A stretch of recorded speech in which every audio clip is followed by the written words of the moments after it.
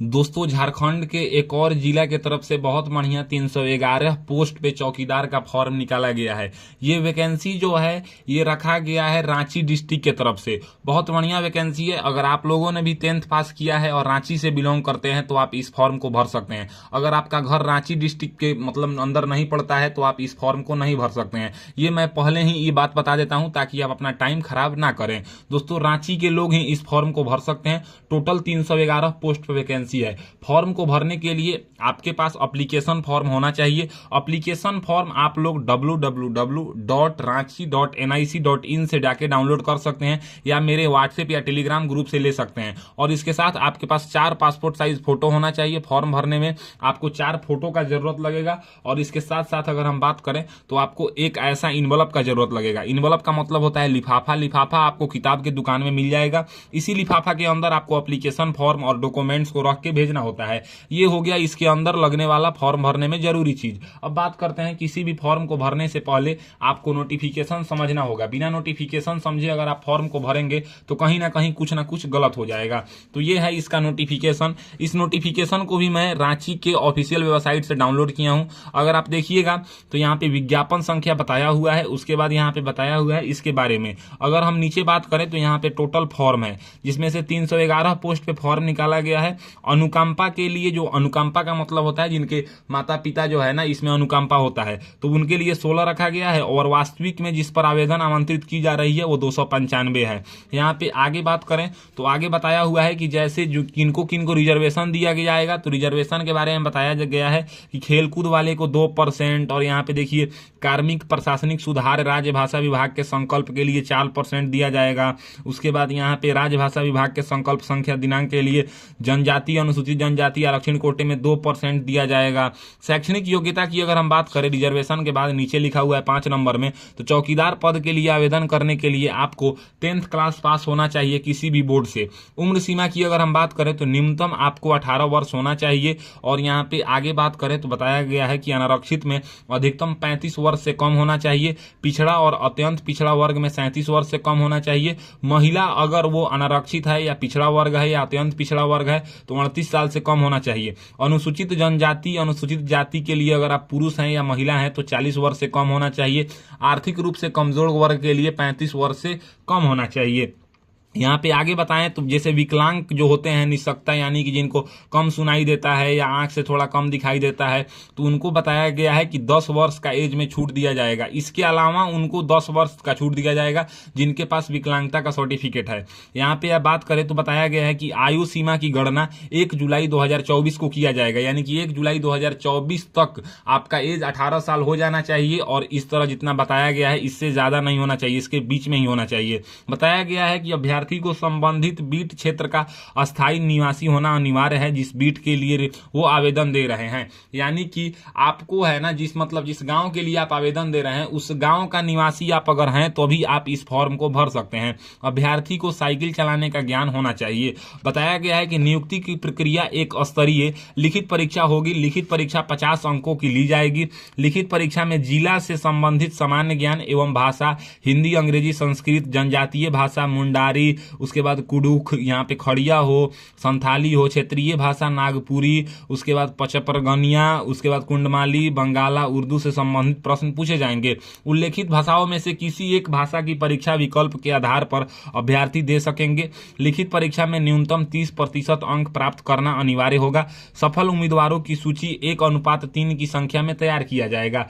यानी कि अगर हम टोटल वैकेंसी की बात करें तो 311 पोस्ट पे वैकेंसी है, तो रिटन एग्जामिनेशन में 311 के 3 गुना कैंडिडेट्स को पास किया जाएगा। शारीरिक मापदंड की अगर हम बात करें तो ये आगे बताया हुआ है कि जैसे आपका हाइट 160 सेंटीमीटर होना चाहिए जनरल कैटेगरी में और ईडब्ल्यूएस कैटेगरी में। पिछड़ा वर्ग और अन्य पिछड़ा वर्ग में 160 सेंटीमीटर, अनुसूचित जाति और अनुसूचित जनजाति में 165 से 155 सेंटीमीटर, महिलाओं के लिए 148 सेंटीमीटर चाहिए। आगे यहाँ पे बात करें तो बताया गया है कि लिखित परीक्षा के पाठ्यक्रम सामान्य ज्ञान एवं स्थानीय भाषा से संबंधित 50 बहुविकल्पीय प्रश्न जिसके लिए 1.5 घंटे का समय होगा।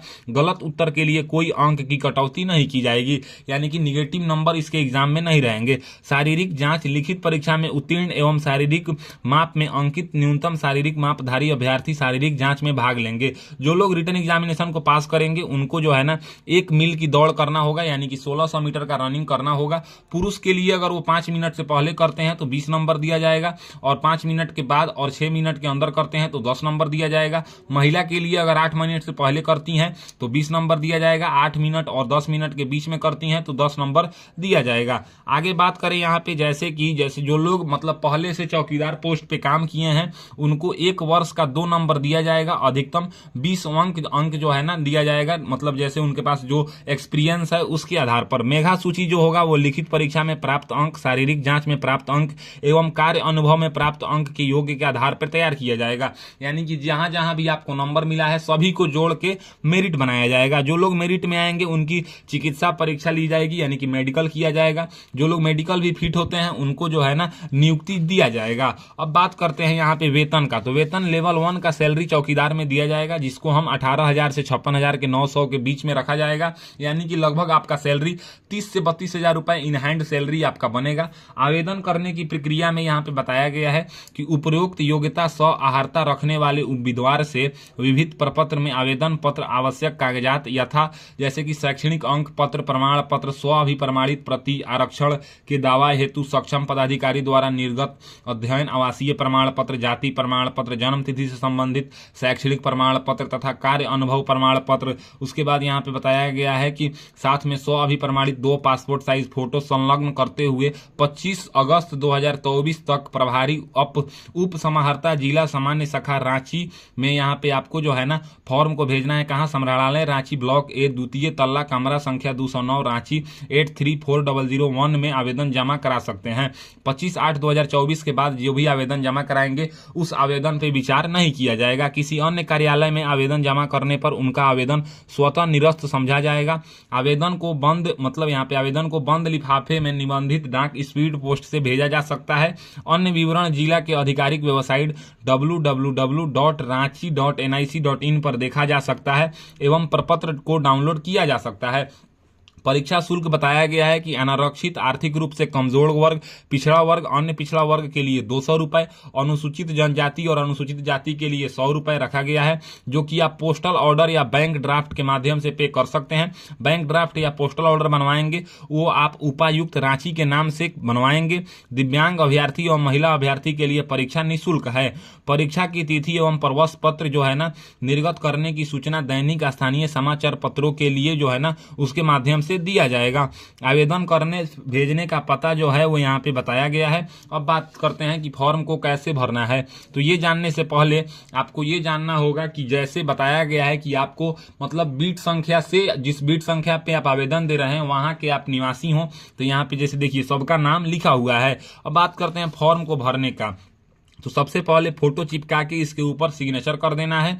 गृह जिला का नाम तो आपको रांची लिखना है। अंचल का नाम तो जिस अंचल से आप बिलोंग करते हैं इसके नोटिफिकेशन में आप खोजेंगे कि उस अंचल में वैकेंसी कहाँ है। जैसे ये है अंचल का नाम, आप देखिएगा अंचल का नाम, तो इसमें से जिस अंचल में आप बिलोंग करते हैं उस अंचल का नाम आप यहाँ पे लिखेंगे। क्षेत्र का नाम, आवेदित बीट क्षेत्र का नाम, तो यहाँ पे आप देखिएगा तो लिखा हुआ है यहाँ पे अभियुक्ति जो है ना आवेदित बीट क्षेत्र का नाम, तो यहाँ पे देखिए बीट का नाम लिखा हुआ है, तो इस तरह आपको बीट का नाम लिख देना है। बीट संख्या तो यहाँ पे आप देखिएगा तो बीट संख्या ये रहा बीट संख्या, इसमें से आपको देख के बीट संख्या लिख देना है। ग्राम का नाम तो आपको गांव का नाम यहाँ पे देखने को मिलेगा, इसमें से जिस गांव से आप बिलोंग करते हैं उसको यहाँ पे लिख देंगे। यानी कि आप जहाँ पे ये भरेंगे ना जिस जगह का यहाँ पे डिटेल्स भरेंगे उस जगह का निवासी आपको होना अनिवार्य है। फिर यहाँ पे आपको अपना नाम हिंदी में लिखना है, फिर यहाँ पे अंग्रेजी में लिखना है। पिताजी का नाम हिंदी में लिखना है, अंग्रेजी में लिखना है। कोई शादीशुदा महिला उम्मीदवार है तो यहाँ पे अपने पति का नाम हिंदी में और इंग्लिश में लिख सकती हैं। फिर यहाँ पे आपको जो है ना जन्म तिथि अंकों में और शब्दों में, तो अंकों में और शब्दों में कैसे लिखना है, तो सबसे पहले यहाँ पे 25 लिख देना है, जिसमें अपना डेट ऑफ बर्थ यहाँ पे लिख दे रहा हूँ। ये मेरा डेट ऑफ बर्थ हो गया। अब यहाँ से ऐसे कर देंगे और फिर हमको क्या करना है कि अब यहाँ पे हमको हिंदी में लिख देना है। जैसे मैं यहाँ पे लिख देता हूँ 25 जून और 2000 क्या लिखना है 1000 2002, मेरा है 2002 है, तो इस तरह से हम लिख देंगे। फिर यहाँ पे 1/7/2024 को उम्र काउंट करके बताना है, कितने साल, कितने महीने, कितने दिन के हो रहे हैं। आवेदक का स्थानीय, जनजातीय, क्षेत्रीय भाषा का नाम, जैसे आवेदक का स्थानीय भाषा हिंदी या अंग्रेजी या संस्कृत में से तो हिंदी होगा। फिर यहाँ पे जनजातीय भाषा, यहाँ पे जनजातीय भाषा मुंडारी, कुड़खू, खड़िया या संथाली हो सकता है। क्षेत्रीय भाषा की अगर हम बात करें तो नागपुरी, पचपरगन्नी, कुंडामाली, बंगाली, उर्दू, इस तरह स्लैश दे दे के आपको तीनों भाषा का बताना है।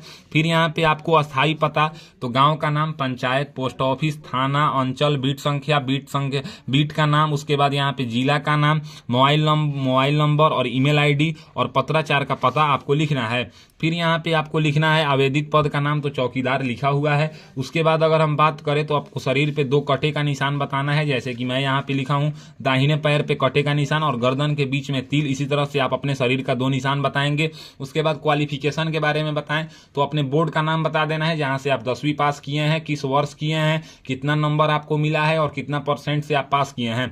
फिर यहाँ पे जेंडर में आपको टिक करना है, महिला है तो महिला के सामने बॉक्स बना है इसमें, अगर पुरुष है तो पुरुष के सामने बॉक्स बना है इसमें। यदि आप दिव्यांग हैं तो उसका प्रमाण पत्र आपको संलग्न करना होगा और बताना होगा कि आप किस तरीके के विज्ञान हैं, मतलब विकलांग है, अंधापन है या स्वाधीनता है या बहरापन है, जिस तरह का है उस तरह का यहाँ पे बताएंगे। उसके बाद यहाँ पे आपको जो है यदि खिलाड़ी हैं तो उसका प्रमाण पत्र संख्या यहाँ पे लिखेंगे और उस तिथि का डेट लिखेंगे जिस तिथि को आपको प्रमाण पत्र मिला था, और उपलब्धि के बारे में बताए हैं कि कैसा आपको उपलब्धि है। अभ्यर्थी अपना श्रेणी बताएंगे कि अनारक्षित हैं, कि आर्थिक रूप से कमजोर वर्ग हैं, कि पिछड़ा वर्ग है, कि अत्यंत पिछड़ा वर्ग है, या अनुसूचित जाति है या अनुसूचित जनजाति है। आवासीय प्रमाण पत्र का यहाँ पे आपको संख्या लिखना है और निर्गत की तिथि बताना है।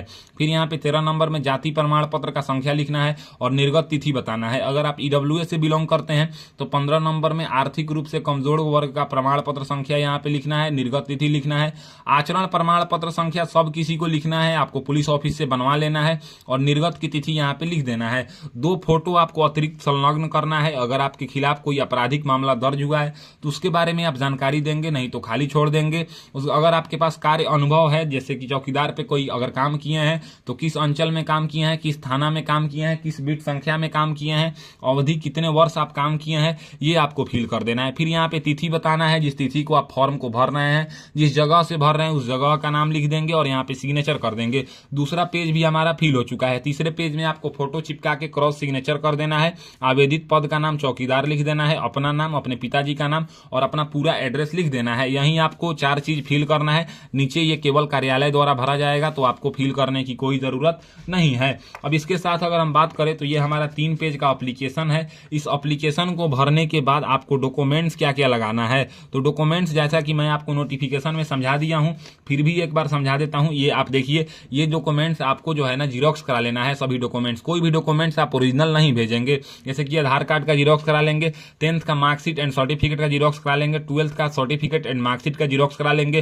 कास्ट सर्टिफिकेट अगर आप SC ST OBC कैटेगरी से हैं तो इसका जीरोक्स करा लेंगे, EWS सर्टिफिकेट अगर आप EWS कैंडिडेट्स हैं तो इसका जीरोक्स करा लेंगे, अगर आपके पास ड्राइविंग लाइसेंस है तो इसका भी जीरोक्स करा लेंगे, अगर आपके पास एक्सपीरियंस है चौकीदार पोस्ट पे काम करने का तो उसका जीरोक्स करा लेंगे, अगर आप एक सर्विसमैन हैं तो डिस्चार्ज बुक का आपको जो है ना जीरोक्स करा लेना है। 2 एक्स्ट्रा फोटो आपको ले लेना है और फोटो के ऊपर आपको सिग्नेचर कर देना है। ये हो गया हमारा डॉक्यूमेंट्स। अब आपको क्या करना है कि एक इनवलप यानी कि लिफाफा आपको किताब के दुकान से खरीद के लाना है और लेफ्ट साइड में आपको लिखना है ऊपर में, यहां से आपको अपना नाम, गांव का नाम, पोस्ट ऑफिस का नाम, थाना, जिला और झारखंड लिख देना है, पिन कोड लिख देना है, मोबाइल नंबर लिख देना है। भेजने का जो पता है वो यहां तक आप लिख देंगे, प्रभारी उप समाहर्ता जिला सामान्य शाखा, उसके बाद रांची संग्रहालय, रांची ब्लॉक A, द्वितीय तल्ला, कमरा संख्या 209, रांची, पिन 834001। ये इसका भेजने का पता हो गया। जैसा कि मैं आप लोगों को बताया था कि इसमें एप्लीकेशन फी भी आपका लगेगा। एप्लीकेशन फी कितना लगेगा, तो जैसे अगर आप 200 रुपए देंगे, जनरल OBC EWS कैटेगरी वाले, SC ST वाले 100 रुपए देंगे। तो ये जो हो गया हमारा 2 फोटो हो गया, और जो जो डॉक्यूमेंट्स मैं आपको दिखाया उस डॉक्यूमेंट्स को मैं एक बार और दिखा देता हूं ताकि आपसे कोई कंफ्यूजन ना हो। इसको सेल्फ अटेस्टेड करना है। सेल्फ अटेस्टेड का मतलब होता है कि इसके फोटोकॉपी पे साइन करके डेट लिख दीजिएगा और एप्लीकेशन फॉर्म के जस्ट नीचे आपको क्या करना है कि आपने जो जो डॉक्यूमेंट्स लगाया है इसको सेल्फ मतलब पिन अप कर देना है। पिन अप का मतलब होता है कि सबको सीरियल वाइज से रख के और स्टेपलर से पिन कर देंगे और पिन करने के बाद इसको फोल्ड कर लेना है। फोल्ड करने के बाद इसी के बीच में जो मैं फोटो बताया हूं ये दोनों फोटो को रख लेना है, और जो आप पोस्टल ऑर्डर या डिमांड ड्राफ्ट के माध्यम से एप्लीकेशन फी पे कर रहे हैं उसको भी रख लेना है। और इस इन्वेलप के बीच में आपको इन सब को रख देना है, यानी कि डॉक्यूमेंट्स को, एप्लीकेशन फॉर्म को, 2 फोटो को और जो डिमांड ड्राफ्ट है उसको रख देना है, गोंद से चिपका देना है। और चिपकाने के बाद इस एड्रेस पे आपको जो है ना पोस्ट ऑफिस के माध्यम से भेज देना है 25 अगस्त 2024 से पहले। अगर जैसे ही आपका फॉर्म पहुंच जाता है तो आपको 25 अगस्त से पहले तो आपको बस एडमिट कार्ड का इंतजार करना है। एडमिट कार्ड का मतलब आपको चेक करना है कि कब एडमिट कार्ड आया और कब क्या होगा। तो आपको जो है ना गूगल पे www.ranchi.nic.in पे आप जाके चेक कर सकते हैं। तो इस तरीके से आज के इस वीडियो में आपने जाना कि रांची के तरफ से बहुत बढ़िया, रांची डिस्ट्रिक्ट के तरफ से बहुत बढ़िया चौकीदार का 311 पोस्ट पे वैकेंसी निकाला गया है। इस वैकेंसी का ऑफलाइन फॉर्म आपको घर बैठे कैसे भरना है, अगर मेरी दी हुई जानकारी आपको पसंद आता है तो मेरे वीडियो को लाइक कीजिए एंड ऐसे ही इंफॉर्मेटिव वीडियो के लिए मेरे चैनल को सब्सक्राइब कीजिए। आज के लिए बस इतना ही, मैं आपसे विदा लेना चाहूंगा। तब तक आप लोग देखते रहिए मेरा यूट्यूब चैनल फॉर्म फिलअप की नॉलेज। जय हिंद, जय भारत।